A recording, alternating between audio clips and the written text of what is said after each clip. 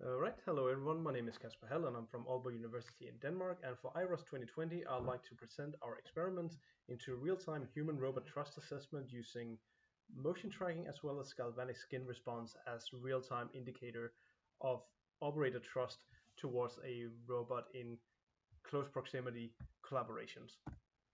So the overall goal and context of the of our research in this experiment. Just remove myself. There we go. The overall project is named Augmented Cellular Meat Production, or ACMP for short. What this project is about is we work towards implementing collaborative robots and augmented reality into industrial meat production. This is in order to relieve the working staff from some of the heavy and more repetitive tasks, which in the long term could cause serious life-changing injuries, such as several types of musculoskeletal diseases. So the goal of this experiment, the scope of this experiment, is to evaluate whether we can use a top-down uh, posture and position tracking as an indicator of physical apprehension signals from the operator towards the robot, and also whether we can use galvanic skin response to get a real-time reading on the operator's attitude towards the robot. So in this experiment, the way that we assess trust is based on the combination of of the operator's attitude towards the robot based on these three statements. So for our baseline in our experiment, we use self-reported trust from the participants, which they will answer in between each repeated task in our experiment.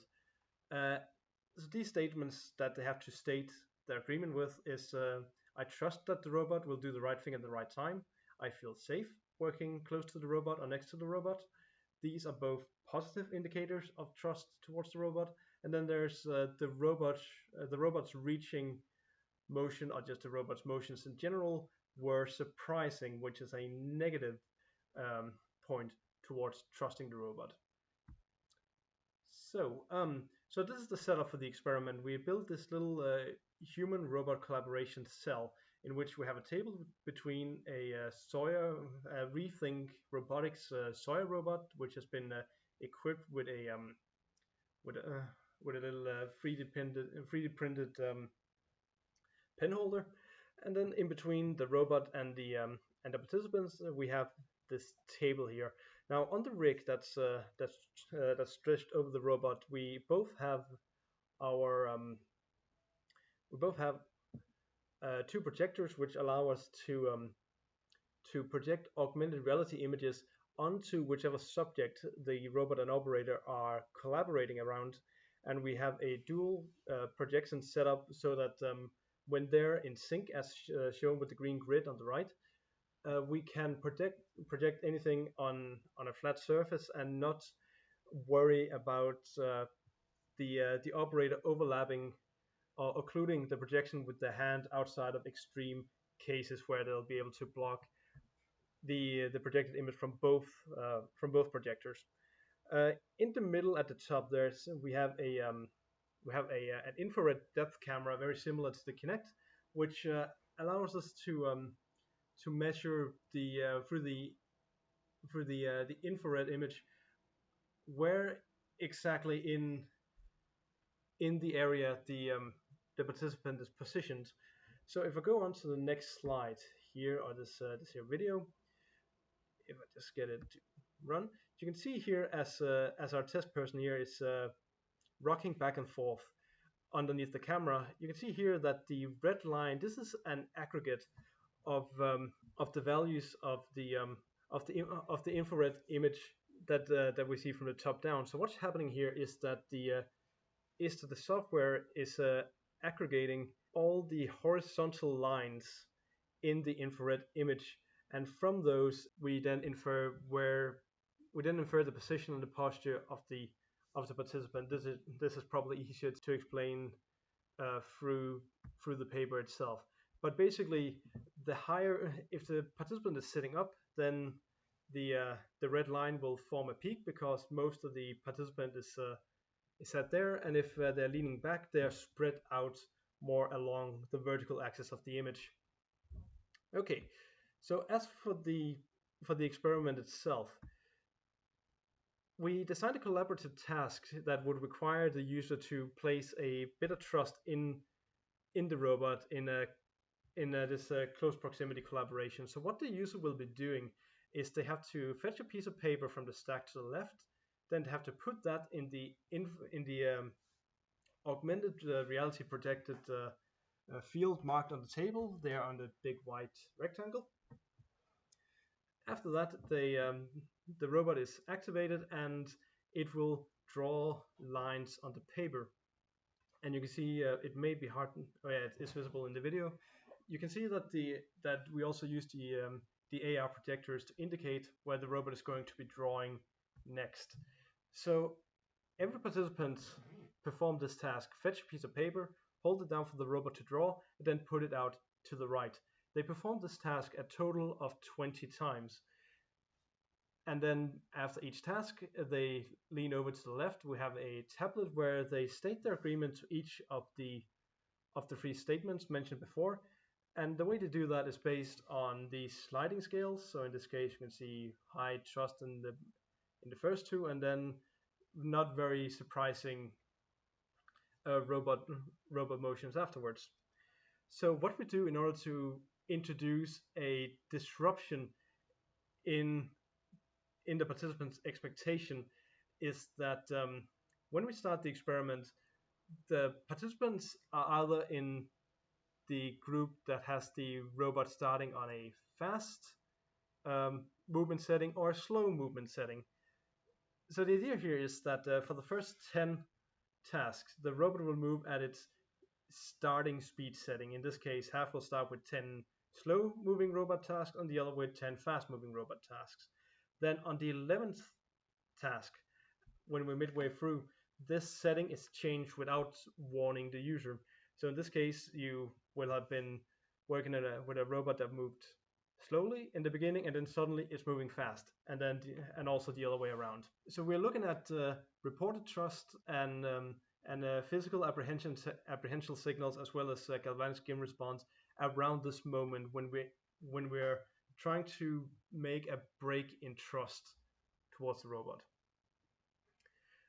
Also, a sudden change in the robot's movement will also change the overall sound of the actuators of the robot. So we also had two conditions in regards to participants wearing ear protection, meaning that that half the participants would wear ear protection and half would not, in order to see if we could isolate the effect of the sound of the robot actuators.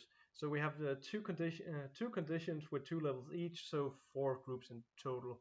So our hypotheses would be that that we're expecting the reported trust towards the robot to be significantly affected by changing the velocity of the robot movement, and also affected by whether they're wearing ear protection or not. Our second hypothesis is that the participants' movement, as we're tracking it with the top-down camera, will change based on when we're changing the movement velocity of the robot, as well as hypothesizing that we will see a significant change in galvanic skin response in response to the robot changing motion. And the fourth hypothesis is that that we'll see a correlation between the participants' tracked movement and proximity to the robot. That we'll see a correlation between that and their reported trust towards the robot. So for our results, you can see here to the left we have the average trust score of the participants towards the robot. In this case, when making the average, the statement whether they found the robot's movement surprising is taken as it's actually inverted in this case. So a low score, and that will indicate a high trust scale. So in this case, the maximum trust score is 1, minimum is the minimum is 0. So our statistical analysis showed that the participants that the reported thrust was significantly affected by only by increase in robot motions. So we are retaining our first hypothesis as long as we're talking about increases in speed only. Uh, on the other hand, we found no significant effect on participants' motion or proximity towards the robot, and no significant effect on the galvanic skin response readings, as well as no correlation between ported thrust towards the robot or the track motions of the participants. Just for a look here, you can see on the left we have the galvanic skin response readings normalized according to the max and minimum reading for each participant. We found no significant effects on changing the robot motions on that, and on the right also on the tracking data we found no patterns or significant effects on changing the robot's movement speed. So a few mistakes we made and some changes we'd make in the future. Unfortunately, our test setup was way too short for allowing to have the galvanic skin response pads warm up and form a proper baseline reading of a galvanic skin response for each participant at the beginning of the test, which we will correct in future experiments. Also, in regards to the motion tracking, in the future will design tasks to allow participants to stand up, allowing for more free motion, so that we may be able to catch more of the more subtle reactions towards the robot. Lastly, we will look into some more subtle ways of disrupting participant expectations towards the robot, as changing the speed may be a bit too obvious, and since they may be expecting something to change in the robot because of the nature of the questions between each task. Alternatively, we could introduce some more subtle errors such as movement pattern changes to achieve the same effect.